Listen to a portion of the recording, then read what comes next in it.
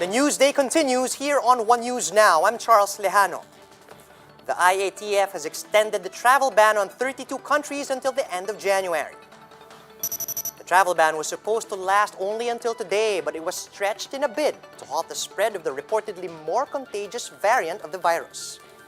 The ban now also covers returning Filipinos, instead of just foreign travelers as mentioned in the previous order.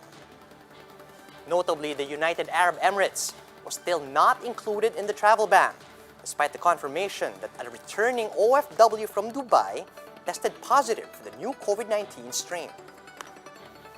Several passengers who shared the flight with a Filipino who tested positive for the UK COVID variant are refusing to speak with the health department.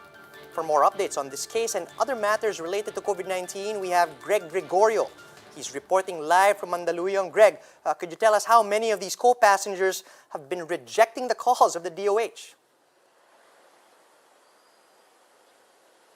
Charles, according to the Department of Health, out of 159 co-passengers of our 29-year-old patient who tested positive for the UK variant, and 146 have been contacted. That amounts to 92% of the total number of passengers, while 13 of the total number of the co-passengers have been rejecting calls or not answering calls or have given wrong contact details to the Department of Health. Charles? Greg, so what precisely would be the penalties or sanctions that await those who continue to refuse to be subjected to contact tracing? Charles Health Undersecretary Maria Rosario Vergere warned that these uncooperative close contacts may be found in violation under the provisions of the Republic Act 11332 or the mandatory reporting of notifiable diseases and other health events, and may be penalized with 20,000 to 50,000 fine or an imprisonment to up to 6 months, 5 or 6 months, or both by the court. Charles? Right, so it's really not worth it to avoid that call. But then what about those who were successfully contacted? Have any of them tested positive for the new variant? Charles, unfortunately, there are no new reports about the results of these contact traced individuals. However, the Department of Health earlier reported that all close contacts of this 29-year-old patient who tested positive with UK variant are already in a quarantine facility. Charles? All right, Greg, so much for that guy. But then there's another OFW who tested positive for the new strain who came from Hong Kong. How are contact tracing efforts shaping up for this particular case? Charles Vergere said 27 individuals have been identified as close contacts of this Pinay domestic helper who tested positive with the UK variant in Hong Kong.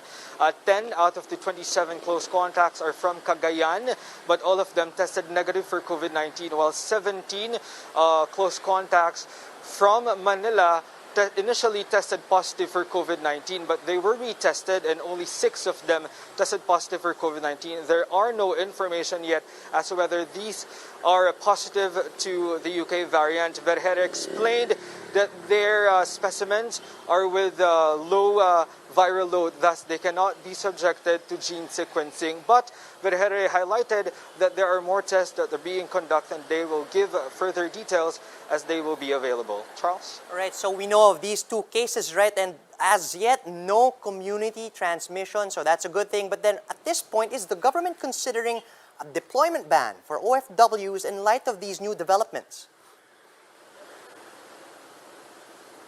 Charles Vergere said there are no talks yet within the IATF about the deployment ban, but these matters could still be considered by our authorities, and they will give us, Vergere said that they will give us more updates if this concept arises. Charles? All right, Greg, let's shift over to minimum health standards. After what we saw at the recent Traslacion, what additional measures would the government take this time around to implement health protocols for the feast of Santo Nino for this coming Sunday? Charles, the Department of Health said they know that the local government and the church have been working with them with regards to calling to our public to avoid mass gatherings So they are now appealing to the public to refrain from going to mass gatherings as the Feast of Santo Nino is expected this coming Sunday. But it has said that we are not yet seeing the impact of the traslasyon, of the recently concluded traslasyon, which was attended by many devotees. But Vergere hopes that the public may understand the DOH's call that if they will go to mass gatherings such as this, they may get infected or get sick and bring the infection to their community. Charles? All right, Greg, let's talk about vaccine procurement efforts. Right now, we have Pfizer that has the EUA, as well as several others that are still under review. Do we have any new updates regarding these efforts of the national government?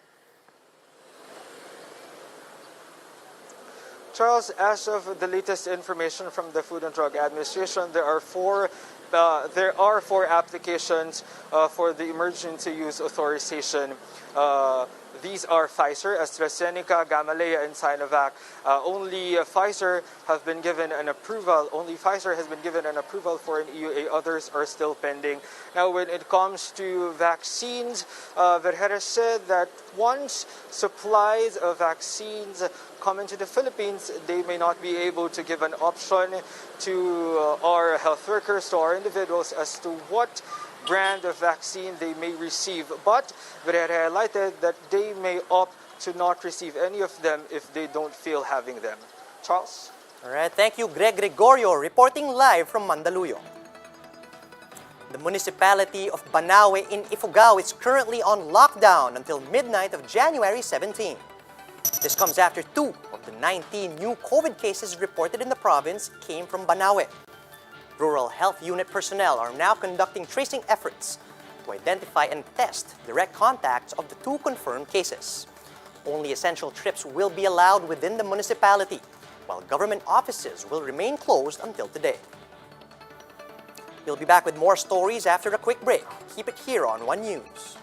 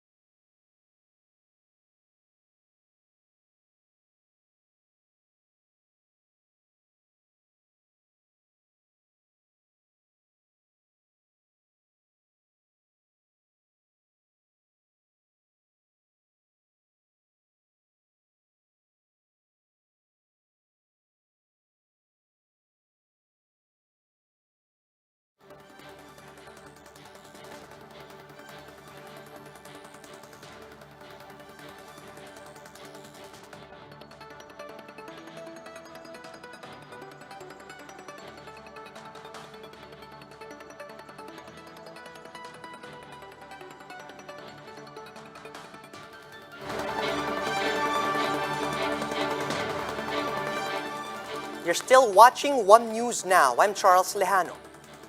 A magnitude 6.2 earthquake hit Indonesia's Sulawesi Island earlier today, killing at least 7 people and injuring hundreds. Thousands have fled their homes to seek safety, while search and rescue operations are still ongoing for those who may have been trapped in the debris. Several buildings reportedly sustained heavy damage, including a mall, 2 hotels, and the local governor's office.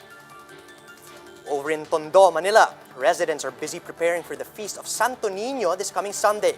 Let's get the latest on the ground from Romel Lopez, who is reporting to us live from Tondo.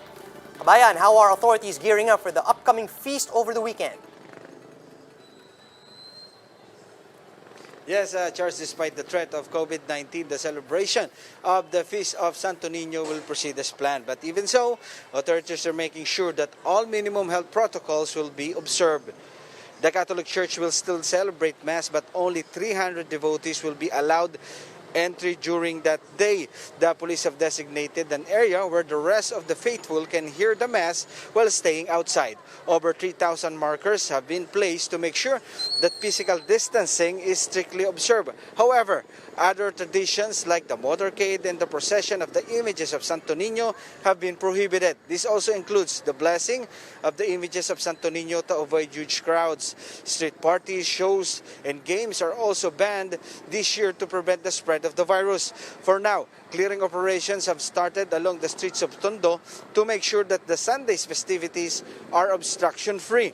Some streets have been closed to traffic to ensure enough entry and exit points for the public. Charles Kabayan, despite the preparations, the LGU and the church officials are urging the faithful to stay at home and to watch Mass online for their safety. Those who wish to celebrate the feast of Santo Nino at home can simply visit the Facebook page of Archdiocesan Shrine of Santo Nino de Tondo. Charles? Thank you. That was Romel Lopez reporting from Tondo, Manila. Meanwhile, in Davao City, the Shrine of the Holy Infant Jesus of Prague has been closed to the public amid the increasing COVID-19 cases in the area. However, some devotees still flock to the shrine to offer their prayers as the feast draws near. The local government decided to cancel public masses and activities in relation to the feast, as the city is experiencing a post-holiday surge in COVID-19 cases. These include the Stations of the Cross, the Diana procession, and the blessing of the Santo Nino images. And those are the top stories of the hour. Join Sean Yao later at 2 p.m. as we continue to monitor the day's biggest stories. You can also catch One News on the Signal Play app. Register for a free account at www.signalplay.com so you can stream One News live anytime and anywhere. I'm Charles Lejano. We are One News. We throw you now to the Senate where discussions on the government's vaccination program continues.